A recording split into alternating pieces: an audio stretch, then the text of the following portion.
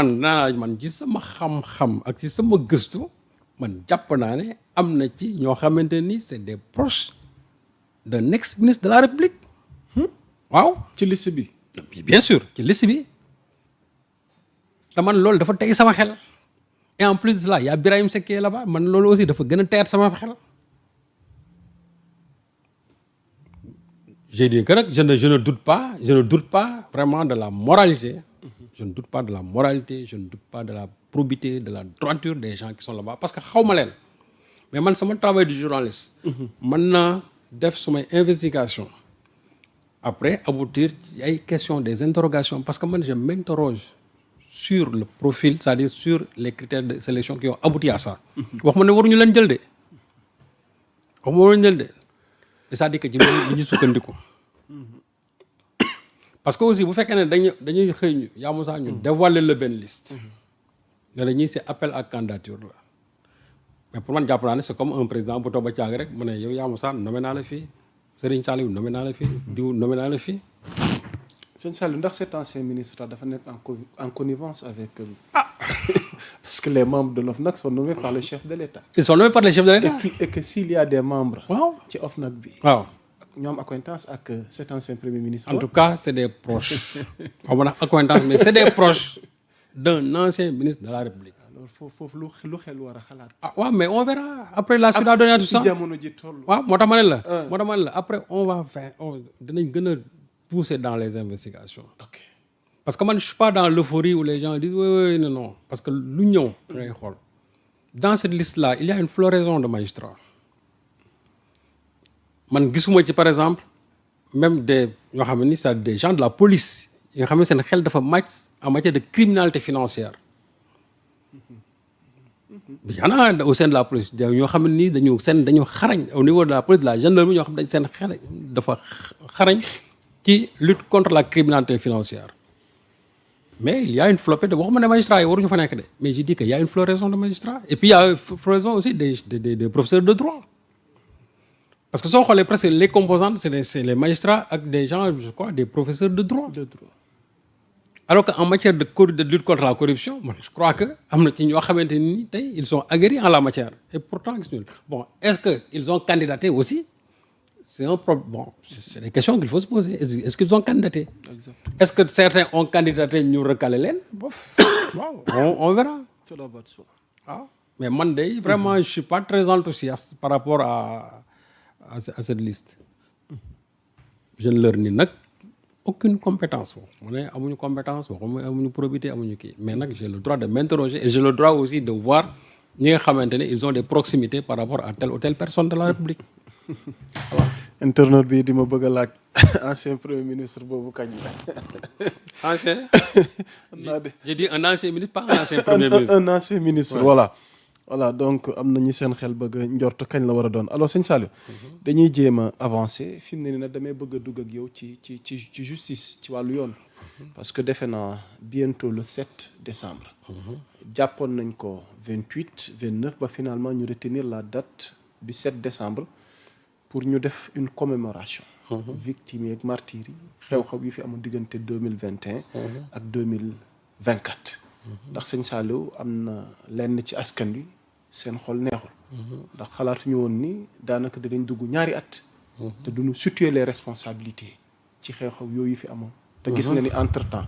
ñi ci amee woon gaañu am na ñi manqué prise en charge. gi ci war ba commencé nañ génn àddina. alors tey 7 décembre googu ñu dëkkmal te Ousmane Sonko war a teewee war a ànd ak. patriotes yi ak mboolem sympathisant ci bés boobu noonu ngir jiite bés bi. ban décryptage lañ ci mën a def Serigne Saliou Gueye. yaa ma sax au vu de l'évolution de cette situation man tey je n'attends pas beaucoup de choses de la part de la justice sur le sort des victimes des violences en tout cas de 2021 jusqu'à 2024 ci man ci li ma gis.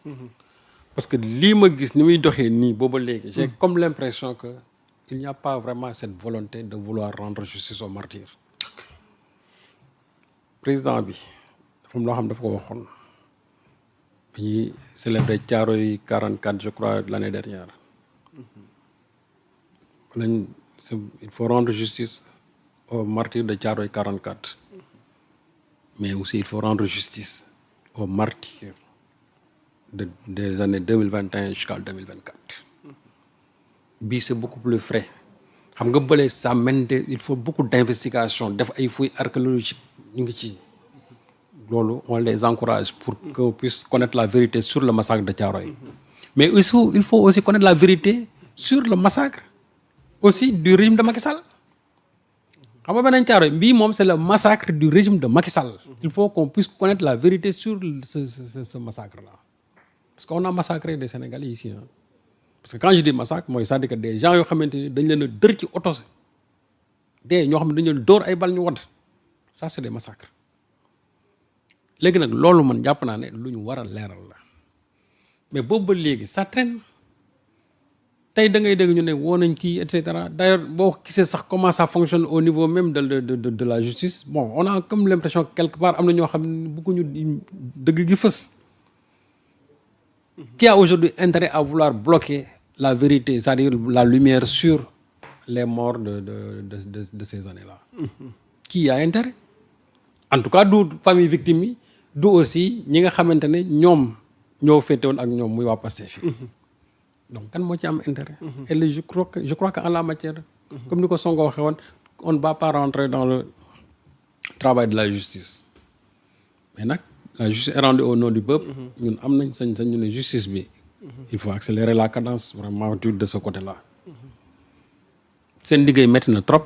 Ils ont beaucoup de dossiers. Il y a une insuffisance aussi du personnel, c'est vrai.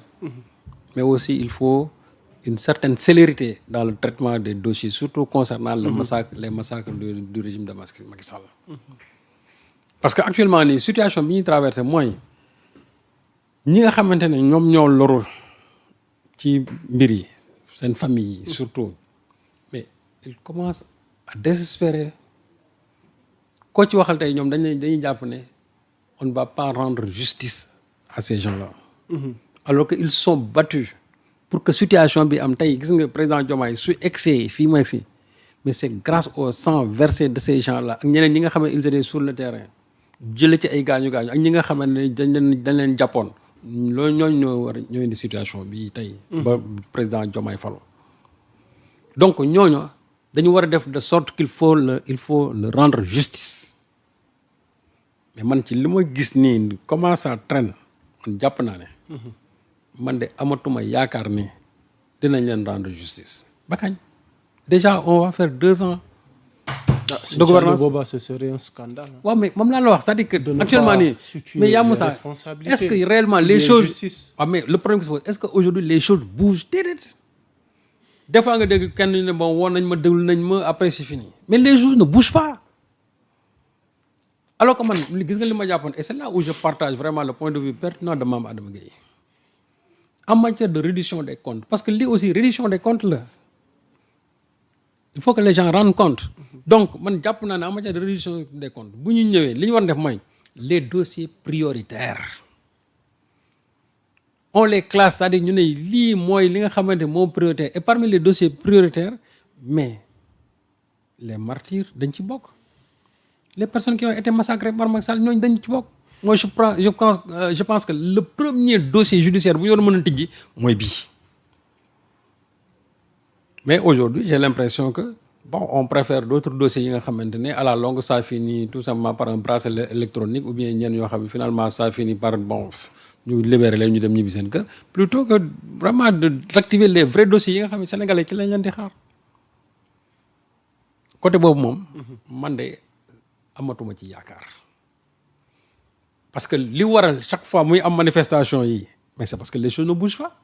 Vous pensez réellement aujourd'hui s'il y avait un traitement avec célérité de ces dossiers-là, le Premier ministre aurait trouvé, le président de PASTEF aurait vraiment trouvé l'opportunité de dañuy def journée des martyrs le 7.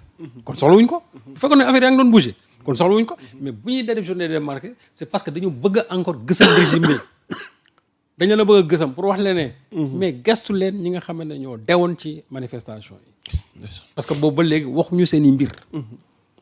de temps à autre nga dégg benn patriote ne woo nañ ma déglu nañ ma ci dara mais ba France daal di xëy man depuis boobu ba léegi dama koy dégg par